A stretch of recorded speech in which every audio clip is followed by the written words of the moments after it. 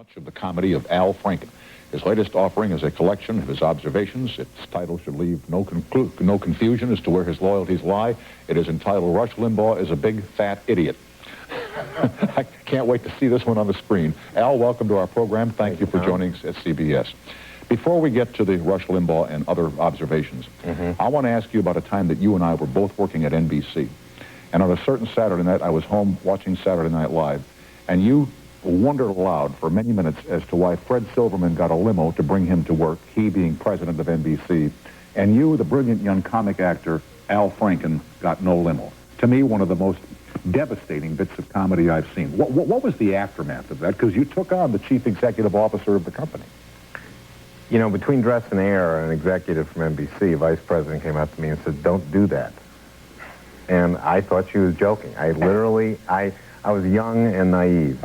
And NBC vice presidents, in fact, all network vice presidents, are known for their sense of humor, for joking with the talent. Absolutely, absolutely. And joke a minute here, I'll tell you. The thing is that evidently he was watching with his children.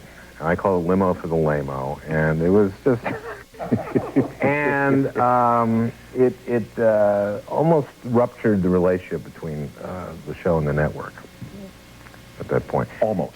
Well, yeah, and then Lorne left the next year. It made Silverman not trust Lorne, and I think that hurt the transition from when Lorne left to the succession. Did you enjoy doing that? Because you really nailed Fred Silverman that night. You know, I just enjoyed it because it was funny and I was getting laughs. You know, I had nothing against Fred Silverman. And the other thing, nor do I, and the other thing that you write in your book about was the night that Ron Nessen came on as host, and you had met him beforehand and suggested, I believe, that he host the show. Yeah. It was during the 76 campaign. I went up to New Hampshire to watch some of the presidential races, and I was excited to see Ron Nessen. There's a sentence you don't hear every day. I was excited to see Ron Nessen. He was the press secretary. You don't hear every century. No. He was the Ford's press secretary, and I said, gee, and to my surprise, because the show had only been on a few weeks, it was actually 75, the fall of 75, and he was a fan of the shows, and really even liked Chevy's portrayal of Ford as a fatuous, bumbling idiot. Yeah. Right. So I said, well, you should be on. And then when I got back to New York, I told Lorne, he told me that as an apprentice writer, I shouldn't invite people to be on the show, that it was kind of his job. But Nessen came on, and it was really interesting because we did this, a Ford sketch with Chevy, like kicking a wastebasket, stapling his ear, saying "Heal Liberty" to a stuffed dog. We did, Michael Donahue wrote a, with a name like Smucker's parody, with jellies named, jams named like Painful Rectal Itch, and Monkey Pus, and... Yeah, with a name like that, it should be good. Huh? Yeah, and Gilda did a presidential... You people are twisted, you know that. Yeah, Gilda did a presidential erections thing, and there was a sketch with the Supreme Court justices watching Chevy and Jane in bed, just judging whether what they were doing is too kinky, and...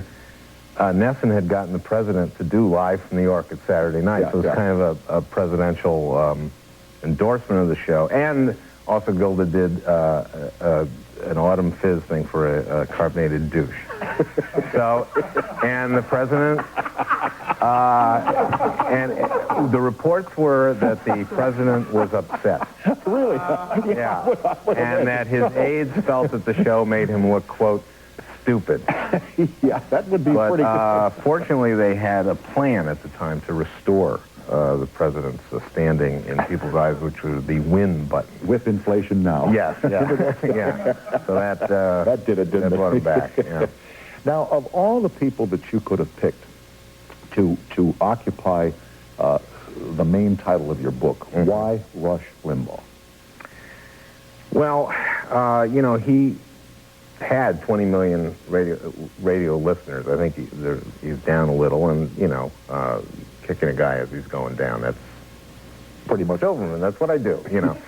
And, you know, people ask me the title, why Rush Limbaugh is a big fat idiot, and other observations. First of all, he's very fat.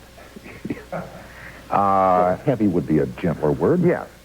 But this freshman class of Republican congressman called him the majority maker. So he's as responsible probably as anyone for the Republicans taking over Congress. So the book really is, I use him as a way of talking about this entire Gingrich Republican revolution. And it's sort of a mean book, but I like to say it's mean but uncompromisingly fair. Now, have you ever met Rush Limbaugh? No, I Spoken didn't. to him? No, I have not met him. But I did call the show. I called Kit Carson as producer because one of the things I found out in the course of researching the book was that at one point Rush went on unemployment when he was a fully able-bodied, if you call weighing 300 pounds being able-bodied. Fully able-bodied. Yes, and completely. He went on unemployment at one point in his life, and here's a guy who calls the poor, he calls them piglets who suckle off the government's largesse. And turns out that he also was a little piglet, or pig, because of his enormous I haven't read your entire book.